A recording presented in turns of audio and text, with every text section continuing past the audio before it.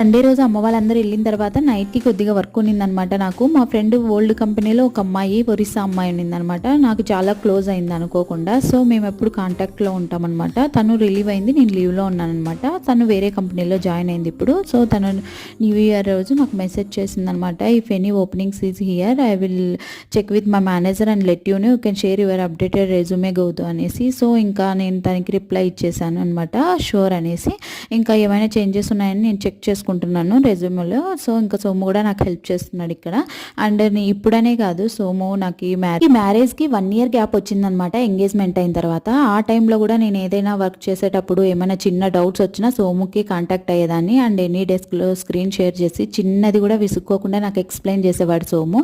And మేము అప్పుడు personal life గురించి మాట్లాడుకునే దానికంటే ఎక్కువ ప్రొఫెషనల్ లైఫ్ గురించే మాట్లాడుకునే వాళ్ళం అనమాట. అండ్ ఇప్పుడు కూడా న్యూ టెక్నాలజీ ఏమైనా నేర్చుకుంటే తను చాలా సపోర్ట్ చేస్తాడు నాకు. బట్ కేదార్తో నాకు కుదరటం